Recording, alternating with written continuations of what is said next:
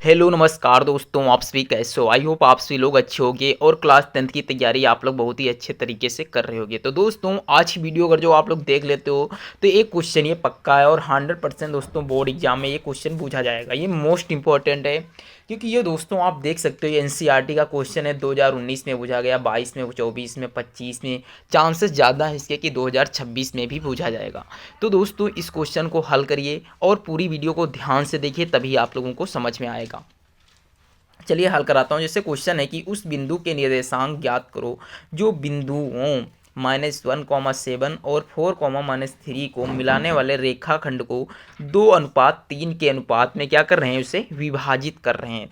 तो दोस्तों ये वीडियो ध्यान से समझिएगा, इसको हल करना सिखाते हैं। तो सबसे पहले लिखिएगा, जो मैं लिखा रहा हूँ वो जरूर लिखिएगा क्योंकि दोस्तों ये लिखोगे तभी आप लोगों को क्वेश्चन मिलेंगे। जैसे लिखिएगा माना रेखाखंड, क्या लिखेंगे, माना रेखाखंड को क्या करना है, ये विभाजित करने वाले बिंदुओं बिंदुओं को निर्देशांक,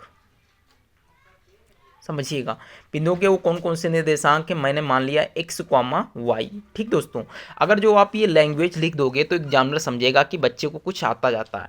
तो देखिए मैंने माना कि माना रेखाखंड को विभाजित करने वाले निर्देशांक कौन से हैं, x और y। अगर जो हम x और y है ना, x और y पता कर लेंगे तो हमारा आंसर आसानी से निकल आएगा। तो देखिए सबसे पहले आपको पता होना चाहिए कि x1 क्या है। तो देखिए जो ये निर्देशांक दिए गए हैं इसे आप मानिए और इससे देखिए। तो देखिए x1 कितना दिया गया है, -1। तो आप यह लिख सकते हो x1 इक्वल टू क्या है, -1। कितना है, -1।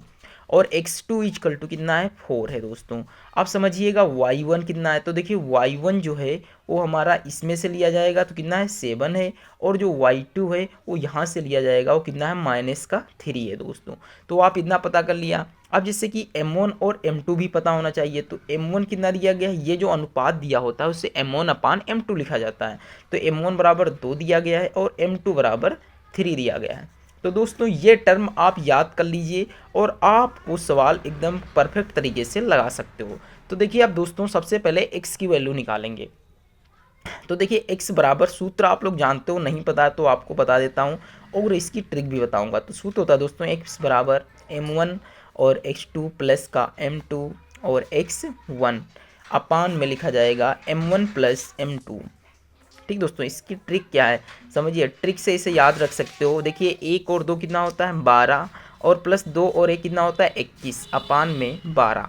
तो इस तरीके से 12 + 21 अपान 12 आप याद रख सकते हो अगर जो याद करना है तो। चलिए अब यहाँ पे केवल वैल्यू पुट करना है। तो देखिए m1 की वैल्यू कितनी है, 2 दी गई है तो आप यहाँ 2 लिखिएगा, मल्टीप्लाई x2 की वैल्यू 4 दी गई है, 4 लिख लीजिएगा, प्लस m2 की वैल्यू 3 दी गई है, आप 3 लिखिए, मल्टीप्लाई x1 की वैल्यू -1 दी गई है। बटे में आप लिख सकते हो m1/m2। तो m1 है 2 और प्लस का m2 है 3। तो आप इसी तरीके से इसे हल करते रहिए। 2 चौको कितना होता है, 8 होता है, प्लस का 3 एकम कितना होगा, -3 हो जाएगा, अपान में कितना हो जाएगा, 5। आप इसे हल करोगे तो 8 में से 8, ये देखिए प्लस माइनस माइनस हो जाएगा, तो 8 में से 3 जाएगा तो कितना बचेगा, 5 अपान में 5। अब इसे आप काटिए तो 5 एकम 5, 5 एकम 5, यानी कितना वैल्यू आ गई, 1 आया। यानी ये x बराबर कितना हमें प्राप्त हुआ है, 1 प्राप्त हुआ है।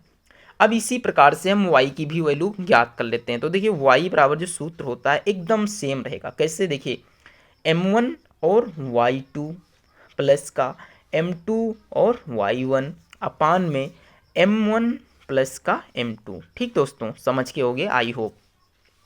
अब आपको करना क्या है, केवल m1 और यानी यहाँ पे वैल्यू पुट करना है। तो m1 की वैल्यू कितनी है, आपने अभी याद की है, कितनी है दोस्तों, 2 है ना, तो 2 लिख लीजिए, मल्टीप्लाई y2 की वैल्यू देखिए यहाँ से आप पता लगे, y2 की वैल्यू कितनी, -3। तो आप यहाँ लिखिएगा -3। ठीक दोस्तों, और उसके बाद में प्लस का चिन्ह है तो आप प्लस लगा दीजिए। m2 की वैल्यू कितनी प्राप्त हुई थी, 3 प्राप्त हुई थी, मल्टीप्लाई y1 की वैल्यू कितनी है, y1 की वैल्यू है 7 अपान में 2 प्लस का 3। अब देखिए 3 दूनी कितना हो जाएगा, -6 प्लस 7 रोक 21 अपान में 3 2 कितना हो जाएगा, 5 हो जाएगा। अब देखिए 6 में से 21 जाएगा तो कितना बचेगा, -15 अपान में 5। 16 5 21 तो होता है, नहीं नहीं, यहाँ पे 16 बचेगा, कितना बचेगा 16 बचेगा, क्योंकि 7×21 है ना, यहाँ पे आप लोगों को पता होना चाहिए 16, और यहाँ पे नहीं नहीं 15 ही बचेगा, हम कंफ्यूज हो रहे हैं।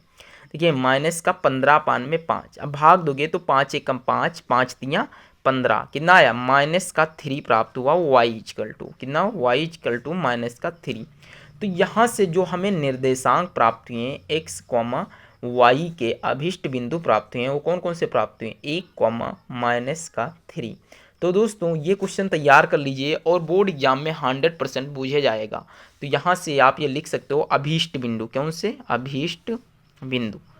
ठीक दोस्तों, कौन कौन से, 1 कॉमा माइनस का 3। तो दोस्तों वीडियो पसंद आई हो तो एक अपने फ्रेंड को जरूर शेयर करिए, और अगर जो चैनल अच्छा लगे तो सब्सक्राइब कर लीजिएगा। मिलते हैं नेक्स्ट वीडियो पे, तब तक ले जय हिंद जय भारत।